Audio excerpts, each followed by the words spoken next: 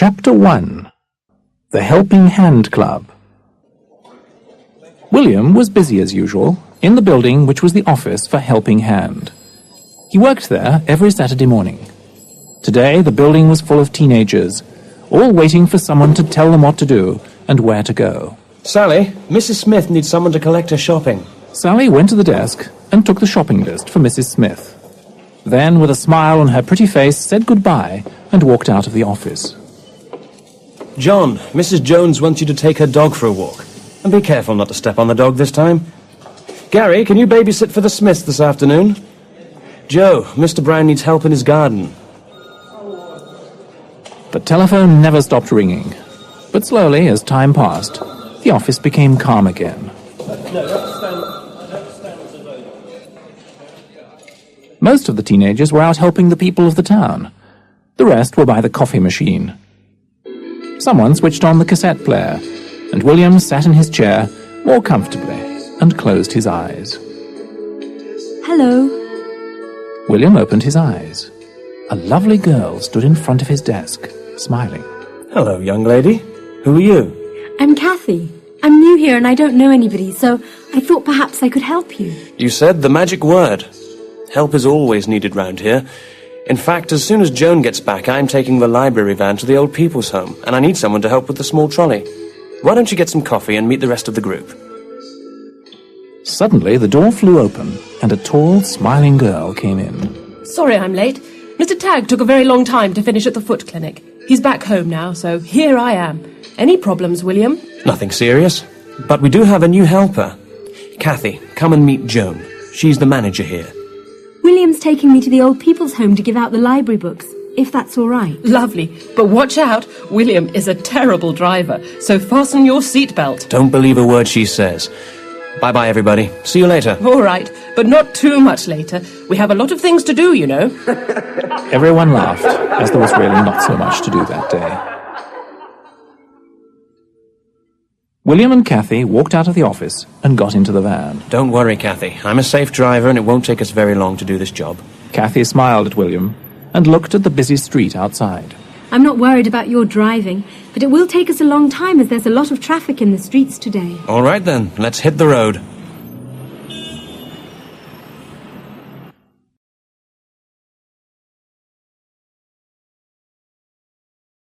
Chapter 2.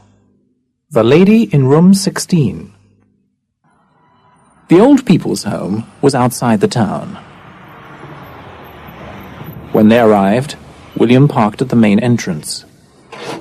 He went to the back of the van and pushed a big trolley of books out of it.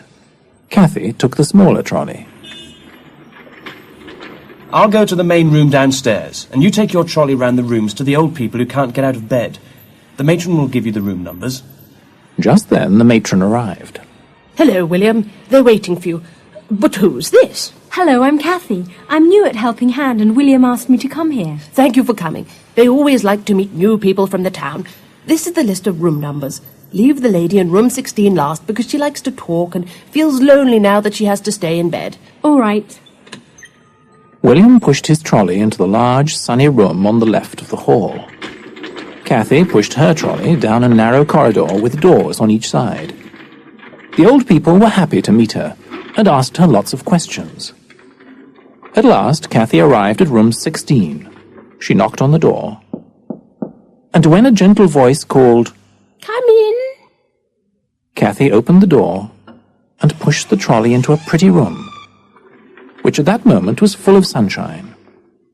An old lady with bright blue eyes behind round metal-framed glasses was lying in bed.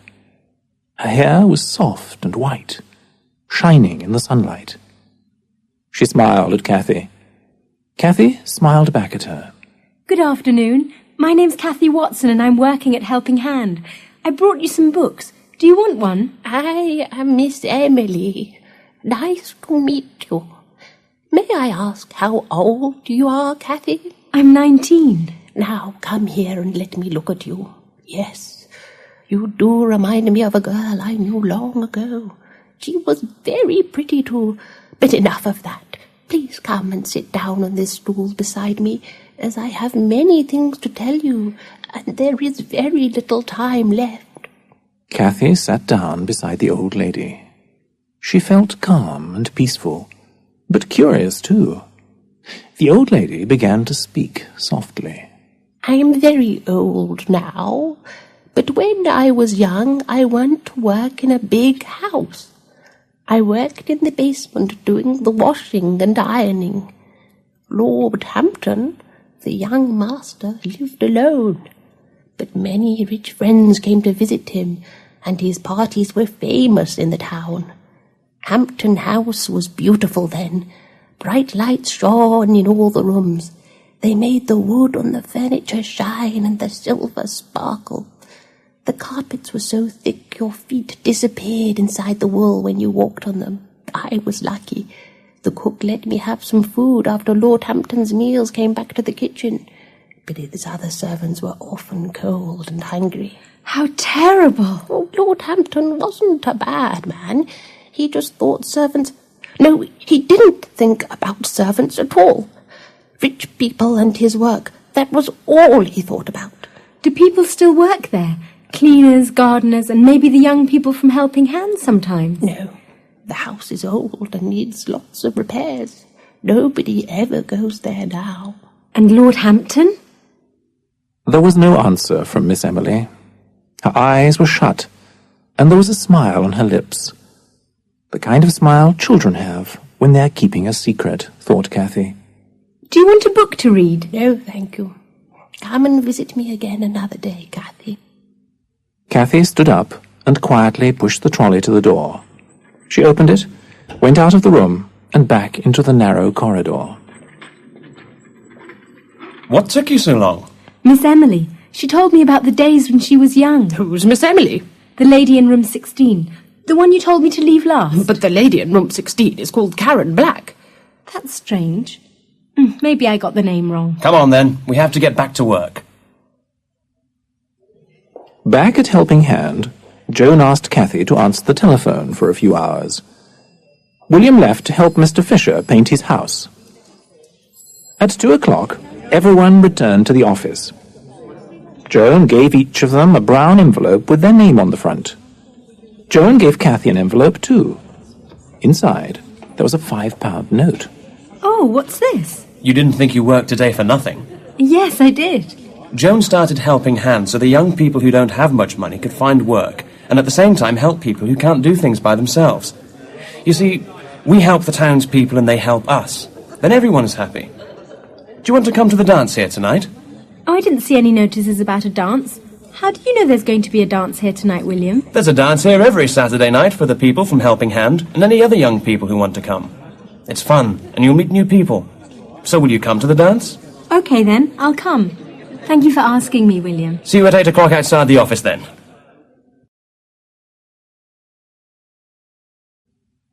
Chapter 3. The Dance. That evening, Cathy took a long time to dress because she didn't know what to wear. She finally put on her best dress and shoes. Then she brushed her shoulder-length fair hair until it shone. A last look in the mirror showed a slim girl with happy brown eyes, her oval face framed by soft curls. William stood at the end of the road and waited. When he saw Cathy, he hurried to meet her. Hello again. Ready to go? Yes, let's go. Together they went into the building. It was full of young people. Some girls were in miniskirts and t-shirts, others in long, bright dresses. Most of the young men wore jeans, t-shirts and leather jackets. Everyone wanted to enjoy themselves. William greeted his friends, then invited Cathy to dance the moment the music started. They danced nicely together. And when the music stopped, a girl with soft brown hair and shining brown eyes came near them. This is Sue. Sue, say hello to Cathy. Hello, Cathy. Nice to meet you. Come and meet the rest of the crowd. Just then, a tall young man came forward. He held his glasses in one hand and a handkerchief in the other. This is John. He always cleans his glasses when he's thinking. He's terribly clever, so he cleans his glasses a lot. My hair falls across one eye when I'm angry. She looked into his kind green eyes and didn't believe he could ever actually get angry. Here comes Pam. You hear her before you see her, because she's always laughing. Are you talking about me? Yes. I hope it was something nice. As she smiled, her grey eyes shone. A young man went near her. Hello, my name's Adam. Glad to meet you. I'm Kathy. Would you like to dance? I'd love to. For the rest of the evening, Kathy danced and talked to her new friends, and William enjoyed himself too.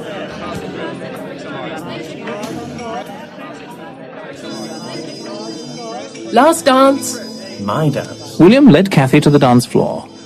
And as they were dancing, Kathy took a look at her face in a mirror. Her cheeks were pink, and her eyes were shining. After the dance was over, William and Kathy went home, walking through the streets of the town, which were now quiet. See you tomorrow then, Kathy. See you tomorrow, William. Bye-bye. Every Saturday, Kathy and William worked at Helping Hand. Kathy enjoyed doing the odd jobs around town. She even sang for a pop group because their singer was sick. And then she had to serve drinks and food to the guests at a garden party. But the name of the house was Pine Lodge, not Hampton House, as she had hoped. One Saturday, she and William helped Mr. Jones build a fish pond in his garden. As it was a very hot day, they decided to jump into the pond to cool off a little after so much hard work. Mr. Jones looked at them and said that he would have to put the fish in the pond the next day. On days when there was no work to do, they played Monopoly and Scrabble and had a lot of fun together. William also taught Kathy to cycle. One day, Joan asked Kathy and William to take the van to the old people's home. Kathy visited the rooms on the matron's list. Number 16 was not on the list. Where's the lady from room 16? She's gone away. By the way, I found an envelope with your name on it left on the floor of room 16. Here it is. Kathy opened the envelope and took out the piece of paper inside. Visit Hampton was all it said. She put the paper in her pocket. Was she a friend of yours? No, but I liked her. Then, as there was nothing else to do in the old people's home, Kathy followed William out to the van. Chapter 4. The Accident. Autumn turned to winter. In the regular Saturday morning meeting, Joan clapped her hands and asked everyone to be quiet. Everyone stopped talking and looked at her. The council is going to pull this place down, so we have 1 month to find a new meeting place. Has anyone got any ideas? The room was silent. Well, if we want to keep Helping Hand, we must find a place for our office. So get onto your bicycles or motorbikes and start looking. This is your chance to ride your bicycle out in the countryside. Kathy had an old bicycle she'd bought from a friend at Helping Hand. At the moment, the bicycle was at the bike shop. William's friend George wanted to mend the brakes before Kathy went out onto the busy roads. We'll go on Sunday. We can join the others and have a picnic. Kathy got up early on Sunday morning and walked to the shop to collect her bicycle.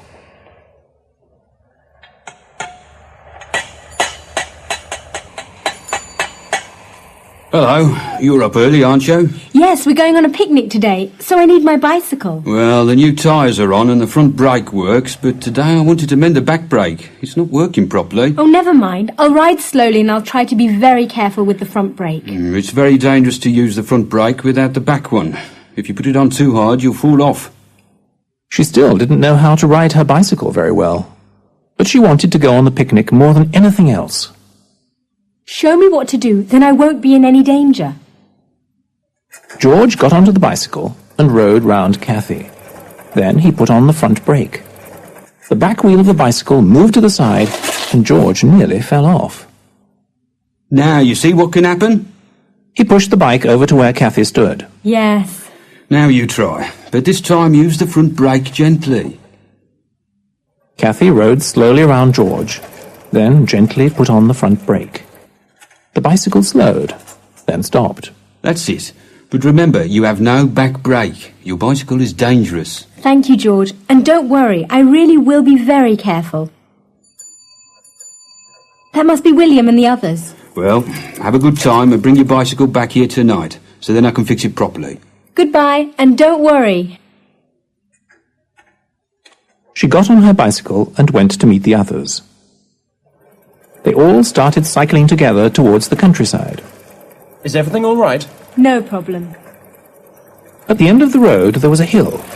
They all cycled slowly up that hill, and Cathy pedalled harder to catch up with them. At last they got to the top. Who wants to race me down the hill? They started going down the hill.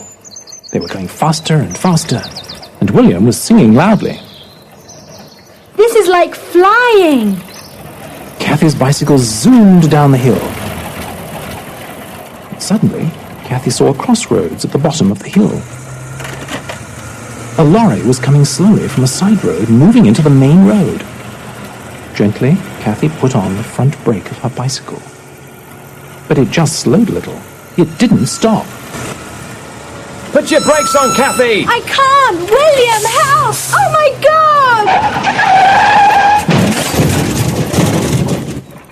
Cathy froze with fear.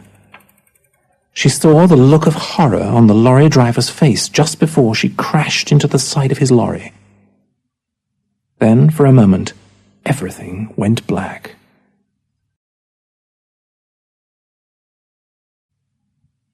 Chapter 5.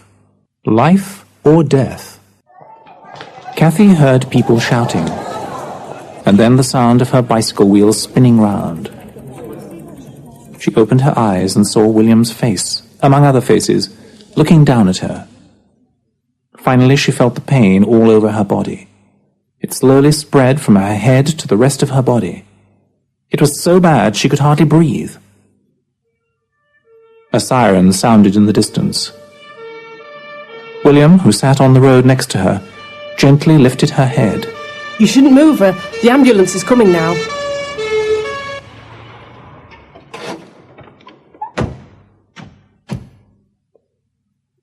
This is a bad one.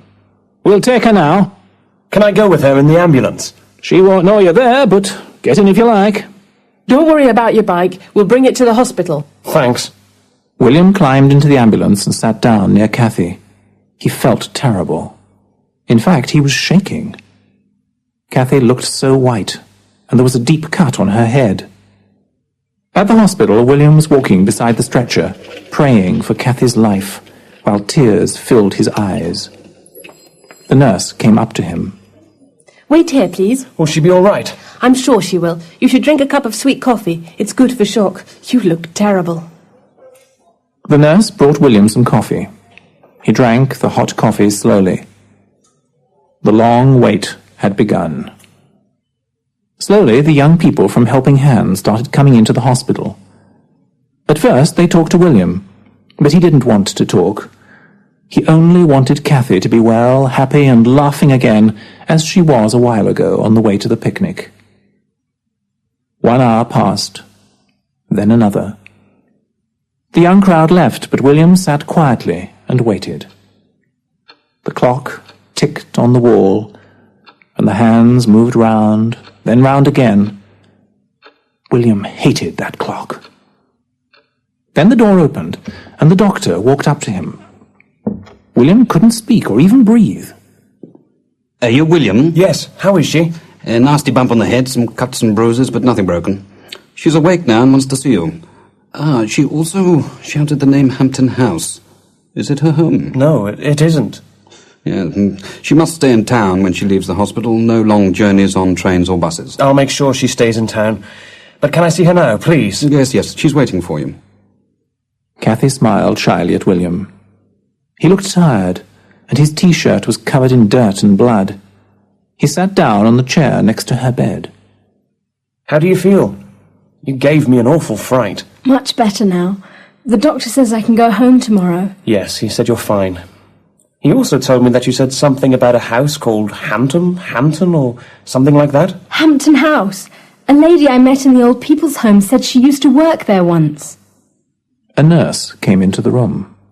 It's time you went, young man. Come again tomorrow and take her home. Good night, Kathy. See you tomorrow. Good night, and thank you, William. Kathy relaxed and closed her eyes. She thought about the old lady's story. Who was the old woman? Why did she tell me about her past? She seemed to know me, but I had never seen her before. Rich masters with lots of servants have not been around for a long time, and the old lady looked so old. This Lord Hampton, can he still be in that house? Why did she give me the invitation? Oh, it's the bump on my head that makes me feel confused. The man must be over 100 years old. The house is probably empty. With this last thought, Kathy felt very calm. When the nurse opened the door a few moments later, she was pleased to see that Kathy was asleep. Chapter 6. Hampton House. For the next few days, Kathy stayed quietly at home. In the evenings, people came to visit her and told her about the search for a new meeting place. Everyone in the town was helpful, offering their garages, garden sheds, or even their spare rooms. But none of the places were any good as an office for Helping Hand. That's it then. Helping Hand will have to close. What about Hampton House? An old lady at the old people's home was telling me about it. Maybe it's just what we need for an office, as it's been empty for years. It's worth a try. You never know. 2 days later, William found some information about the house. He told Kathy that it was near the old people's home. He had checked on an old map of the town and found out where it was. We're going there this afternoon. Do you want to come, Kathy? Of course! You can't leave me behind.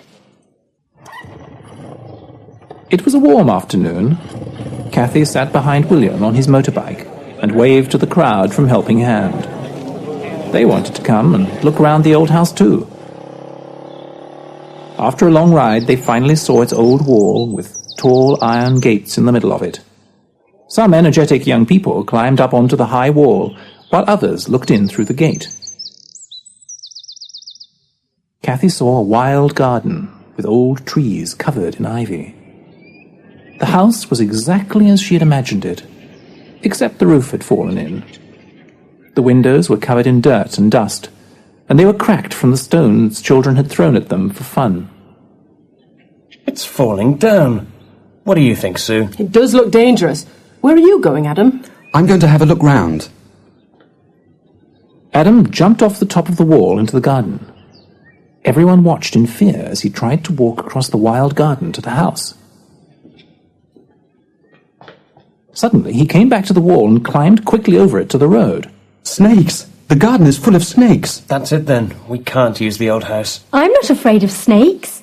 Before anyone could stop her, Kathy climbed up to the top of the wall and jumped down. Carefully, she walked across the garden to the heavy wooden front door.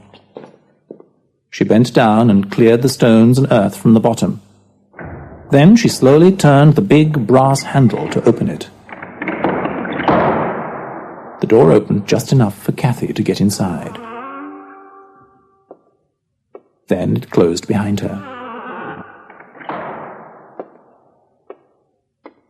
Kathy was in a large room. The walls were cracked and peeling. The ceiling hung down in places and the floor was covered in dust.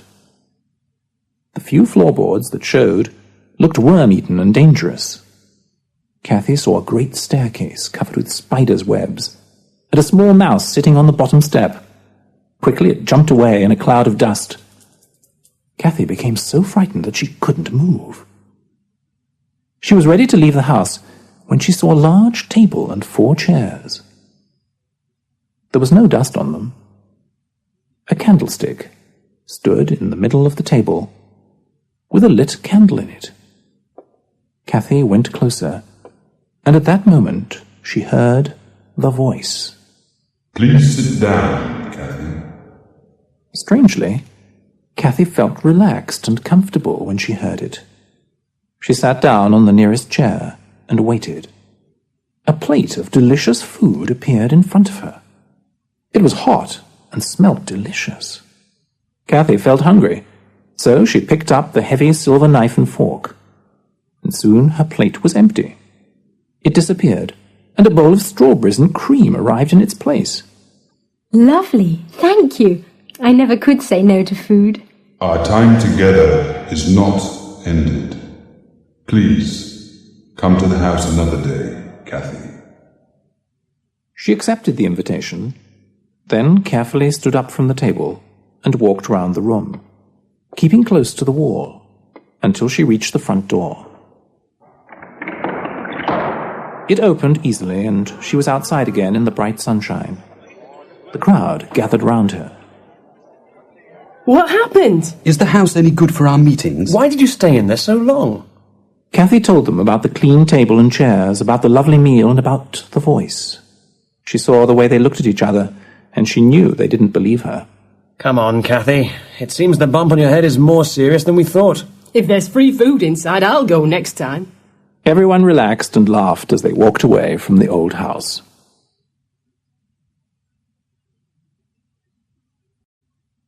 Chapter 7. The Investigation. Kathy woke up the next morning and saw that it was raining when she looked out of her bedroom window. She ran downstairs and across the road to William's house. Are you going to the old house today? Yes, I'm going with John and some of the others. But you can come too if you like. Yes, I do want to come with you. The old house looked more frightening than before. It was difficult for William and John to climb the wall, because it was wet and slippery. Kathy waited at the gate and watched them walk across the garden. They went to the front door, and together they pushed hard, but it wouldn't open. Then they walked to the side of the house, looking for a window to climb through. William looked for a rock to break the glass, and John climbed into the house first. It was cold and dark. There was dust everywhere, and mice ran across the room. The hole in the roof let the rain in onto the ruined floor. The wind made strange sounds, too. John walked further into the room, just as William climbed in through the window. Can you see anything? No, there's no table here. The room's empty. I wonder why Kathy made up that story. I think that this house makes her say funny things. She's so much different when she's away from here. They climbed out through the window and across the garden to meet Kathy. Well, what's it like in there? Did you see anything unusual? The whole place is a mess. The floor is rotten and the walls are falling apart. The roof, as you can see, is ruined. Did you hear the voice or see the table and chairs? There was no table or chairs either. There's nothing in there. Kathy just made the whole thing up. Don't ask me why.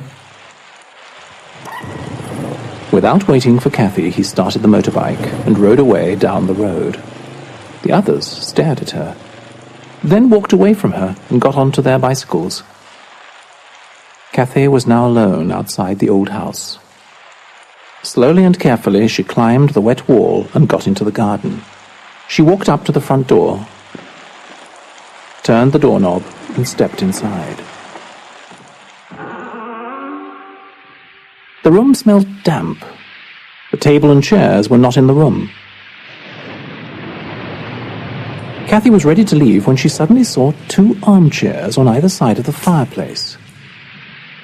There was a small table beside one of them. Kathy walked slowly across the room. She reached the back of the chairs and looked to see if anyone was sitting in one of them. She was really scared as she did so. But fortunately, both the chairs were empty. Suddenly, a gentle wind came into the room and made the old, torn curtains move. She turned round and called to the empty room. Please let me see your face, Lord Hampton. There was no answer.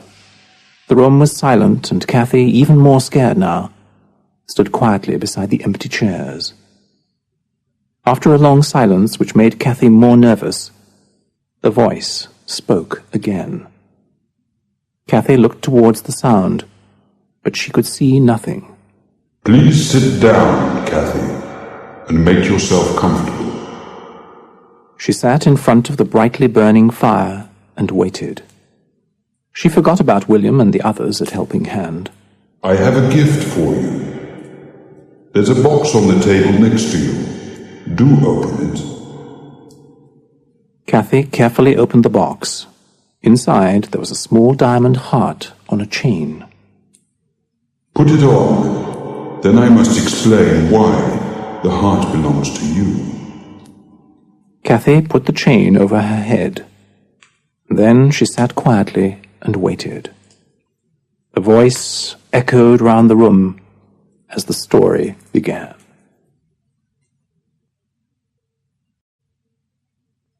Chapter 8. Lord Hampton's Story. When I was very young, I lived in a village where the people were very poor. I worked on a farm picking fruit and planting vegetables. Every day at lunchtime, a young girl brought me fresh bread and some cheese to eat. She was a very pretty girl, and she wore a beautiful diamond heart round her neck. This jewel was so pretty that I could not stop thinking about it. Late one night, I went to her house, sneaked in and stole the diamond heart, which was beside her on a pillow. The next morning, I left the village. I sold the diamond heart, and I used the money to buy clothes. Then I went to work for a rich old man. I worked hard for many years and became very close to him. I often thought about the girl whose diamond heart I had stolen, but I never went back to my village to see her. One day, the old man asked me to visit him in his house. He said to me, "I have no family. You are a good man, and I want you to have my business and this house. After I die, everything I have is yours." Soon after he died, I inherited his money and became a very rich man. Everyone called me Lord Hampton and were afraid of me, as I had become a cruel master who treated people in a terrible way. One day, the girl whose diamond heart I had stolen years before came to my house. She was cold and hungry and needed work. Now the time had come for me to help her, just as the diamond heart I had stolen from her had helped me in the past. After all, I owed her so much. But instead, when I saw that she did not recognize me in my fine new clothes, my cruel self made me send her down to the basement, where she had to work long, hard hours. Every day she had to carry water from the well, boil it in huge pots, and then wash my clothes in it. Then she had to hang them outside to dry and press them with the heavy iron. She worked hard all day for a bowl of soup and a piece of dry bread. Then, exhausted, she slept on the wet floor for a few hours. The only person that gave her some happiness was a kind young man who finally married her. When this happened, I felt sad for some time, because I had memories from the time we were both young and poor, and she cared for me so much. But my sadness quickly went away. What did I want from a poor, miserable girl? My house was beautiful. I had many rich friends, and there was always good food on my table. So you can imagine my surprise when years later, when I was an old man, the girl came to me in a dream and said,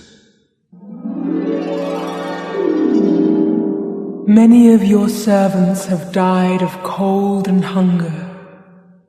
The ones who lived to be old were sent away when they could not work any more, and they too died of hunger. Now you must suffer before you can find peace. You will know when the time has come. because a young girl will come to your house.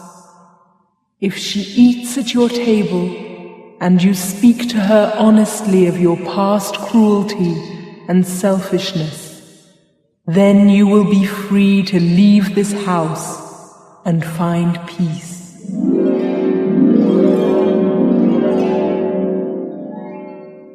In the morning, I found the diamond heart on the pillow beside me, and I knew it had not been a dream. Soon, what she had told me became true. All my servants were old and tired. One by one they left, but no new ones came to work for me. My beautiful house started falling apart. My rich friends no longer wanted to visit me. For endless years, I have wandered from room to room, always waiting for a young girl to come and free my soul from its suffering. Now, I can finally find peace.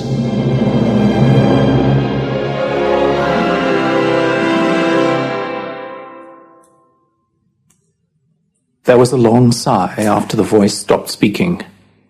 Cathy felt cold and lonely as she stood in the middle of the empty room. Suddenly, the fire went out. Don't leave me here alone! Cathy cried, but there was no answer. She walked slowly across the dark room to the front door. There she turned and looked once more at the two chairs beside the fireplace. Then she left the house. It was still raining, and nobody was waiting outside the gates for her. Cathy felt lonely and sad as she walked home.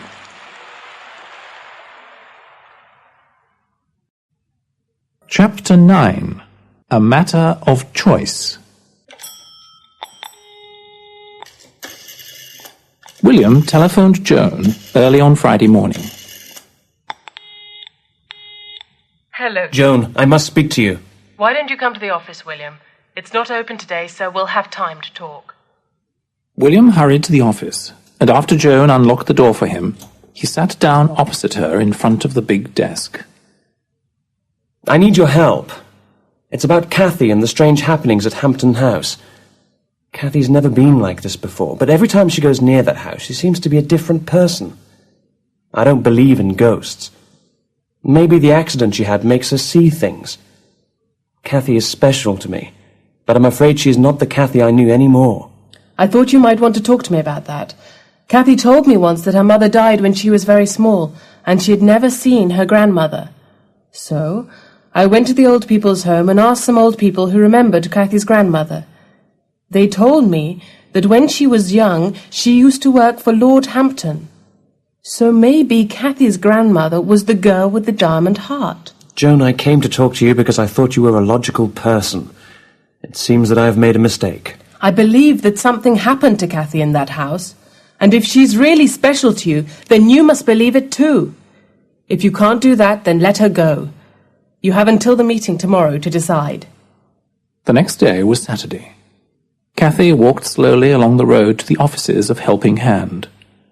She knew that the young people there were angry with her, especially William. The room was full of young people talking or sitting quietly waiting for Joan to tell them where to go. William was in a corner of the room with his close friends around him. He turned his back to Cathy, but Joan hurried over to her. Hello, Cathy. How are you today? I feel much better, thank you. Come over here to my desk. I have something to say to these young people, and I want you beside me. Confused, Cathy followed Joan and sat down near her desk. Attention, please. As you all know, we haven't found a new office for Helping Hand yet, but we will finally find one. Sadly, I won't be here to help you. I'm moving away from this town, but there are many good people here to take my place. Today you must vote for a new leader. I have chosen 3 people I think will do the job well. William Owen, Sally Brown and John Holt. If you all agree, then please write the name of the person you want as a leader on a piece of paper. Then put your paper in the box on my desk. After everyone had voted, they returned to their jobs. Kathy's job that day was to answer the telephone. When the office was quiet, Joan turned to Kathy. That old house we saw, Hampton House, it's being pulled down today. No! Kathy jumped up from the chair. She ran outside, feeling that she had to visit the old house one more time. Chapter 10. The Final Moments. Kathy could hear the noise before she got to the house. She saw lorries blocking the road outside it, and workmen walking in and out. Then she saw the bulldozers. They were breaking the windows in the wooden balcony. Soon the rest of the roof fell in a cloud of dust. Poor Lord Hampton. Now he'll be in that old house forever. I came too late. Now I can't do anything to help him. The bulldozers were ready to pull down the rest of the house. A moment before they did so, Kathy saw a blinding light rising slowly above the house. For a moment, the house looked the way it did in the past, full of glamour. And then it fell to pieces. Only dust, bricks and stones were left where once the beautiful home of Lord Hampton had stood. Kathy looked at the light shining in the air. It became dimmer as it travelled higher. Then she thought she heard the voice call. Goodbye, Kathy. Goodbye. Have a safe journey, Lord Hampton. Goodbye.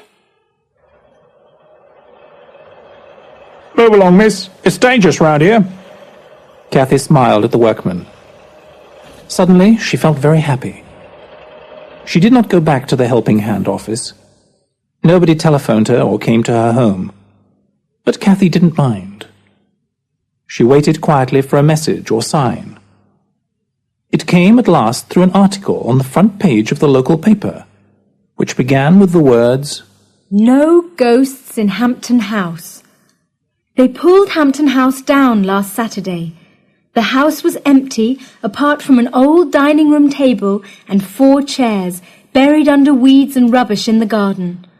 They had obviously been there for many years. In the basement of the house, workmen found 2 armchairs and a small table. That was all that remained of a rich man's property. Helping Hand Club's office is going to be in the new building. We're very pleased, said William Owen, the newly elected leader of Helping Hand. If anyone has any information about the house or its previous owner, please contact the editor of this paper. Telephone 335-3572.